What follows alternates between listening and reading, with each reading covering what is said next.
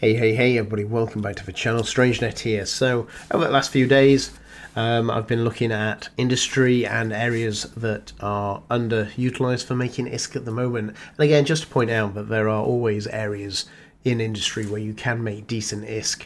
It's just finding it, locating it, and then basically just actioning it.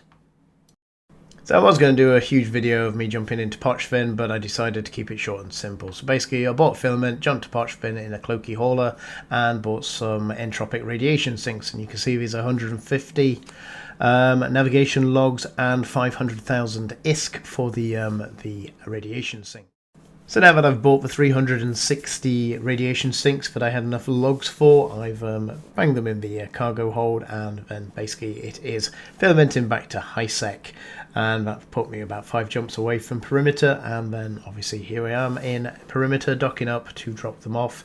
Now I want them in perimeter rather than jitter.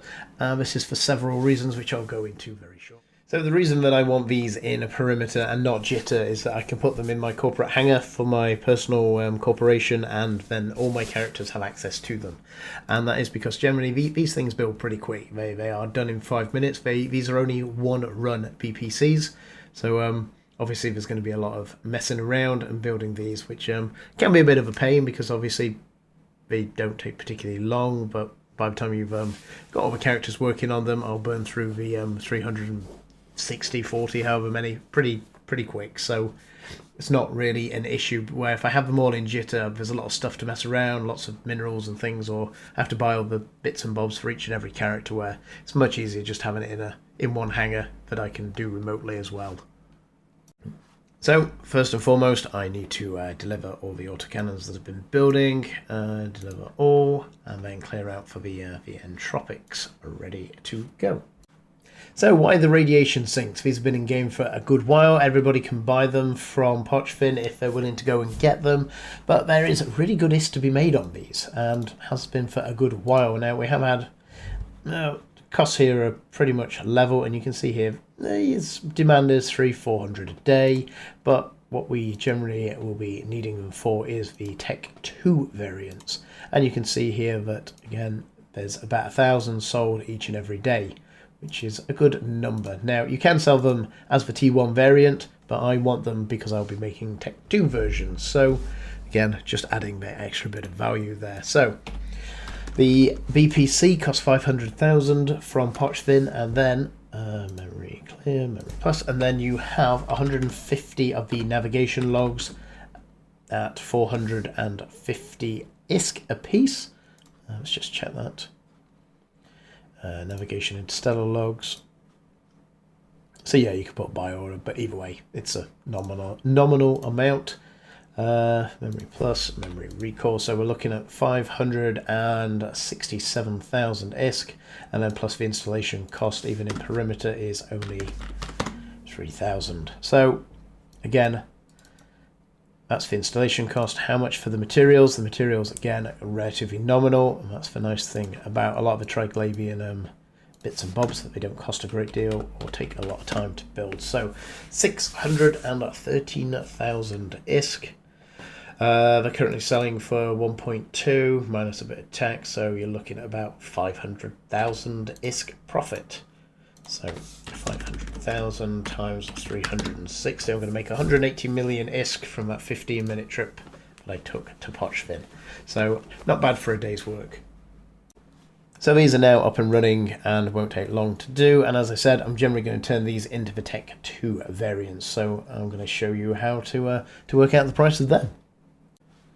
Right, so let's take the T1 entropic BPC and turn it into a Tech 2 BPC and see if it is worth it. So we have, give or take, a 50% chance. I could actually get that up slightly, but either way, it's nigh on it. It's as close to 50 as we're going to get. It's going to cost us 300, let's just check that, 350, so it's going to cost us 700,000 ISK for the data cores, because obviously if you've got a 50% chance, you've got to double your price because you might need 2. So let's do this. So we've got 700,000 ISK, then we've got the price of the BPC, which we worked out to, well, about 560, so we need 2 of them on average. So it gives us a full price of 1.8 million ISK.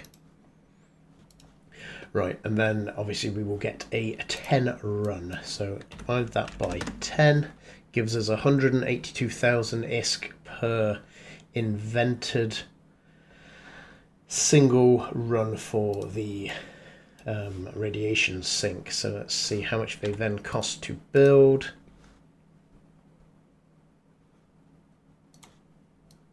$180,000 plus 1.2635 is 2.3 million ISK.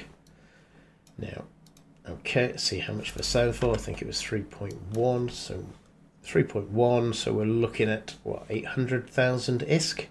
Now, obviously, I can increase that because I'm making another, what did we work it out? 600k?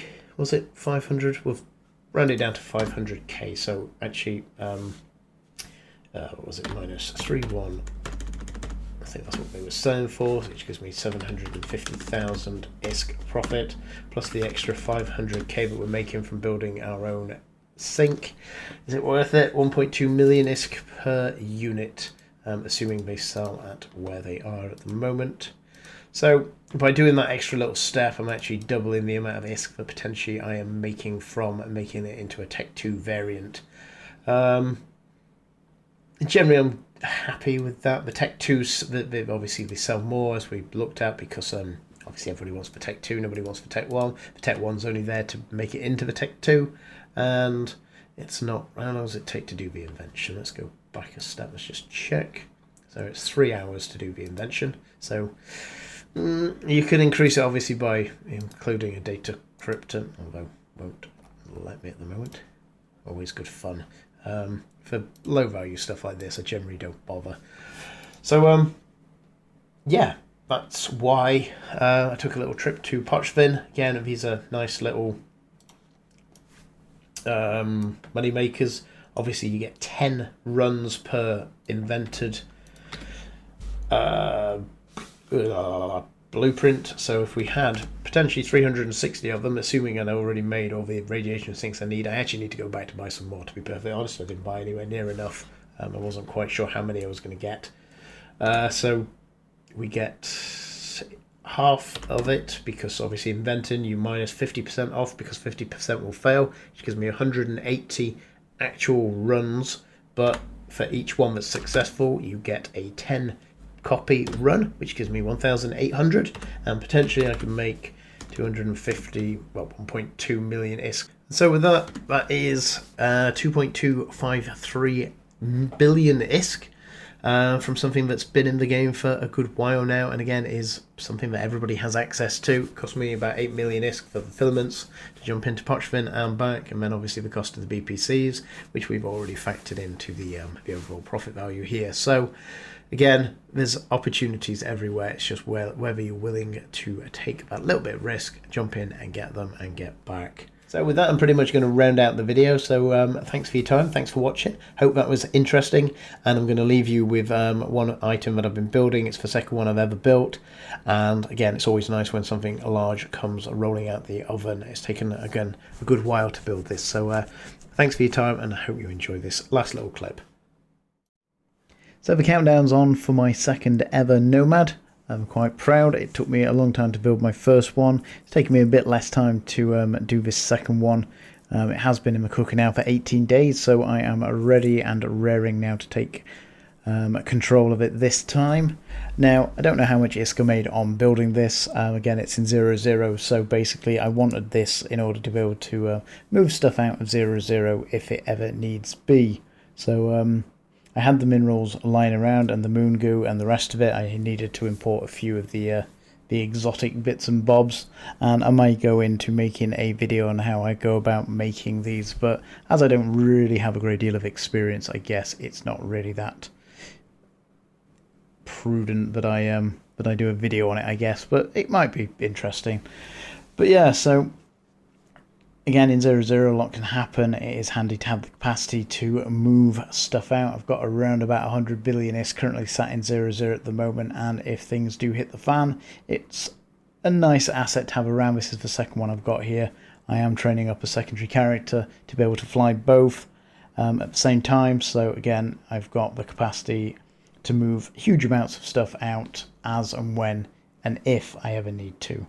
So that was the general reason behind building the second one. The first one was just because I'd never built a jump freighter and it seemed like a very good project, which turned out to be a lot longer and a lot more intensive than I ever expected it to be. So yeah, second one here, countdown.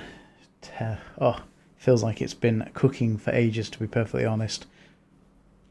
So it's very nice to have this finally done, and there we go, deliver. Thank you very much.